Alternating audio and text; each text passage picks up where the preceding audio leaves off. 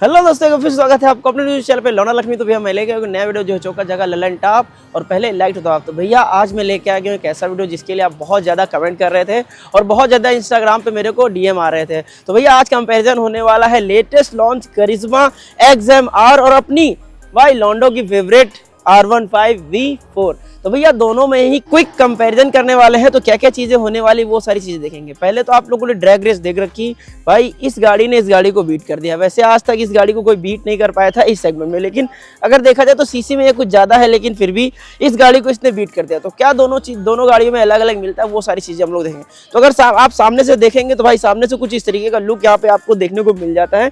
यहाँ पे देखेंगे तो यहाँ पे आपको प्रॉपर DRLs देखने को मिलते हैं। प्रॉपर अगर देखोगे तो प्रॉपर आपको जो है एक्जूम की याद दिलाएगा और बहुत ही बढ़िया यहाँ पे आपको जो है LED सेटअप देखने को मिलता है। यहाँ देखेंगे तो यहाँ पे आपको जो है प्रॉपर DRLs मिलते हैं और इसमें भाई यामाहा की तरफ से सबसे बेहतरीन जो BI फंक्शनल प्रोजेक्टर आता है वो यहाँ पे देखने को मिलता है। दोनों ही गाड़ियाँ एरोडायनेमिक्स लुक्स में आपको देखने को मिलती है और बहुत ही बढ़िया परफॉर्मेंस निकाल के देती हैं।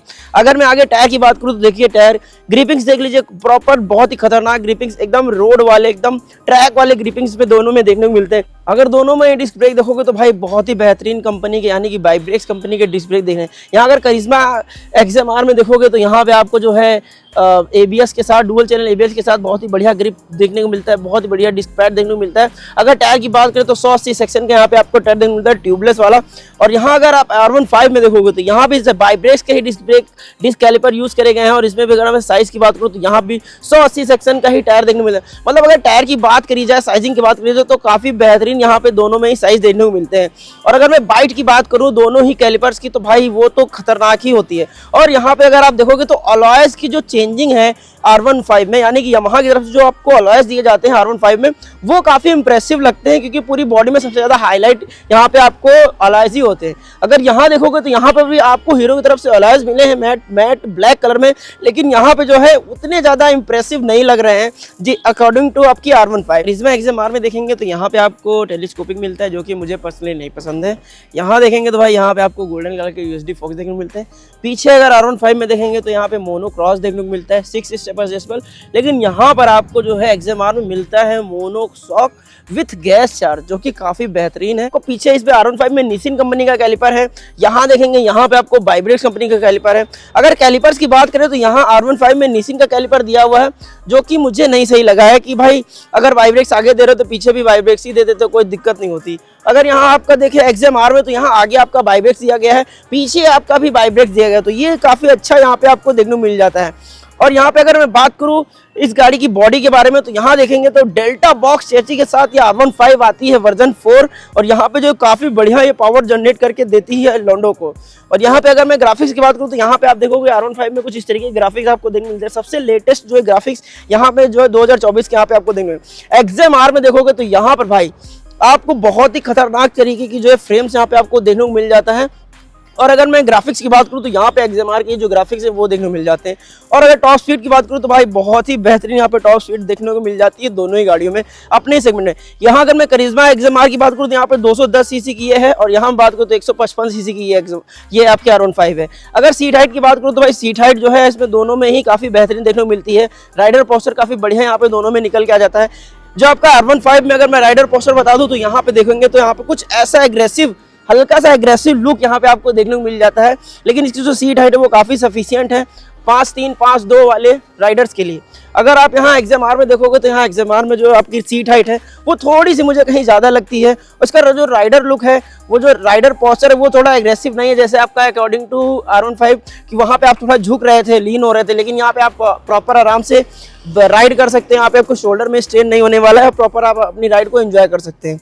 तो मीटर कंसोल की तरफ चलते हैं तो मीटर कंसोल अगर यहाँ देखेंगे R15 में जो आपकी जो कनेक्टिंग्स यूज़ करी गई है ना वो काफ़ी प्रीमियम यहाँ पे लगती हैं अकॉर्डिंग टू XMR। अगर मैं इसको ऑन करूँगा तो पहले चाबी देख लीजिए, यहाँ पे आपको नॉर्मल सी चाबी देखने को मिलती है।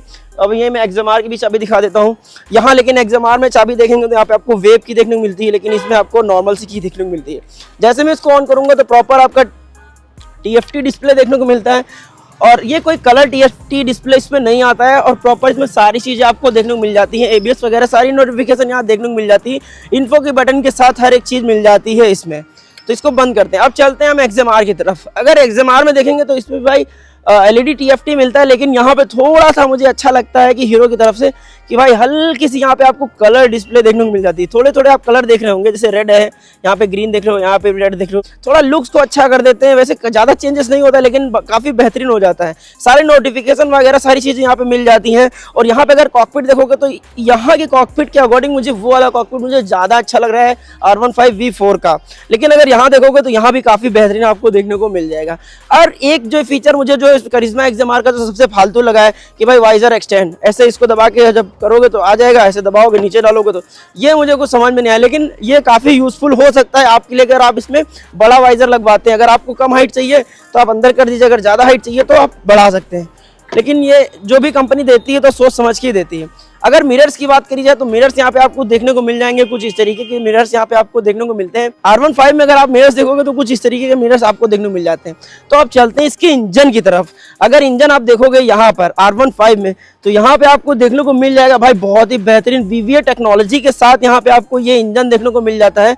और इस इंजन की मैं अगर पावर कॉन्फ़िगरेशन की बात करूँ तो यहाँ पे आपको 18 bhp की पावर दे देता है, 14 Nm का टॉर्क दे देता है। और भाई ये इंजन जो है लिक्विड कूल्ड के साथ आता है, जिसमें कि आपकी भाई परफॉर्मेंस में और 4 चांद लग जाते हैं। अगर मैं वहाँ बात करूँ XMR में तो यहाँ पे भाई आपको सबसे लेटेस्ट जो है DOHC वाला इंजन देखने को मिल जाता है, जो कि भाई बहुत ही खतरनाक पावर जनरेट करता है। 25 bhp की पावर जनरेट करता है और 20 Nm का टॉर्क जनरेट करता है।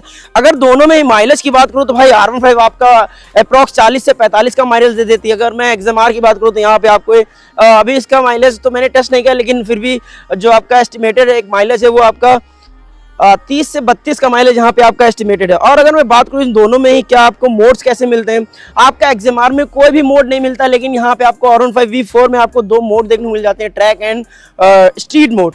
अगर प्रॉपर गियर की बात करूँ तो यहाँ पे आपको दोनों ही गाड़ी में 6 गियर देखने को मिल जाते हैं। अगर ओवरऑल इन दोनों गाड़ियों में मैं बात करूँ क्या क्या देखने को और मिल जाता है, अगर मैं यहाँ बताऊँ दोनों ही गाड़ियाँ स्लीपर क्लच के साथ आती हैं, जिससे आपकी जो है राइडिंग का एक्सपीरियंस जो है काफ़ी अच्छा हो जाता है, गियर ट्रांसमिशन अच्छा हो जाता है। यहाँ पर XMR एक जगह पे मार खा जाती है जहाँ पे आपको क्विक शिफ्टर नहीं मिलता, लेकिन आपका R15 में यहाँ पे आपको क्विक शिफ्टर देखने को मिल जाता है। इस सेगमेंट में आपको क्विक शिफ्टर किसी भी गाड़ी में नहीं मिलता है, तो यहाँ पर XMR इस जगह पे मार खा जाती है आपकी R15। अगर मैं करिश्मा XMR की वेट की बात करूँ तो यहाँ पे 163 kg का वेट यहाँ पे देखने को मिलता है। अगर मैं R15 की बात करूँ तो यहाँ पे 141 kg का वेट देखने को मिलता है। यहाँ पे अप्रॉक्स जो मान लीजिए आपका 20 kg का वेट डिफरेंस देखने को मिलता है। अगर सीट हाइट की बात करूँ तो आपका XMR में 810 mm की सीट हाइट है और R15 में 805 mm की सीट हाइट, 815 mm की सीट हाइट है। अगर ओवरऑल इसका व्हील बेस की बात करूँ तो यहाँ XMR में आपको 1351 mm का व्हील बेस देखने को मिलता है, R15 में 1325 mm का व्हील बेस देखने को मिलता है। चेचिस की बात करूँ यानी कि फ्रेम की बात करूँ तो आपकी R15 में सबसे बेहतरीन जो चेचिस आती है इसकी डेल्टा बॉक्स चेचिस देखने को मिलती है। और अगर इसमें बात करूँ XMR में तो यहाँ पे स्टील थ्रिलर फ्रेम यहाँ पे आपको देखने को मिलता था। ओवरऑल अगर प्राइसिंग की बात करूँ तो भाई दोनों गाड़ियों का बहुत ही बेहतरीन यहाँ पे आपको प्राइसिंग देखने को मिल जाता है। तो अगर भाई दोनों गाड़ी के ऑन रोड प्राइस की बात करूँ तो यहाँ पे अगर मैं R15 V4 की बात करूँ तो यहाँ पे आपको 2,24,500 रुपये ऑन रोड प्राइस देखने को मिलती है लखनऊ में। अगर मैं XMR की बात करूँ हीरो करिश्मा XMR की तो ये इसकी 2,11,000 रुपये यहाँ देखने को मिलती है। अगर मैं टोटल डिफरेंस की बात करूँ तो आपको लगभग 10 से 11,000 रुपये का डिफरेंस यहाँ पे देखने को मिल जाएगा, लेकिन आपको पावर इसमें ज़्यादा मिलेगा, लेकिन आपको स्टाइल इसमें ज़्यादा मिलेगा। इसमें आपको एक्स्ट्रा मिल जाता है ये आपका क्विक शिफ्टर, लेकिन इसमें क्विक शिफ्टर नहीं मिलता है। दोनों में ही आपको स्लीपर क्लच मिल जाता है, स्लीपर क्लच दोनों ही गाड़ियों में मिलता है। राइडिंग पोस्चर आपका मुझे पर्सनली इसका ज़्यादा पसंद आया क्योंकि ये बहुत ही ज़्यादा डाउन हो जाता है और इसमें मुझे थोड़ा उतना पसंद नहीं है, लेकिन दोनों ही गाड़ी अपने जगह परफॉर्मेंस करने में काफ़ी बेहतरीन है। यहाँ पर आपको दोनों में ही लिक्विड कूल मिल जाता है, दोनों की ब्रेकिंग्स काफ़ी बढ़िया है, दोनों की फ्रेम काफ़ी बढ़िया है, दोनों की लुक्स काफ़ी बढ़िया है। तो आपको ये वीडियो कैसा लगा, ये कंपेरिजन कैसा लगा? अगर आपको कोई भी कंपेरिजन अच्छा लगा हो, कोई भी पॉइंट अच्छा लगा हो तो इस वीडियो को लाइक करिए और मेरे चैनल को सब्सक्राइब करिए। मिलते हैं नेक्स्ट वीडियो में, तब तक के लिए goodbye, take care, bye bye, हल्ला मचा दो, बाय।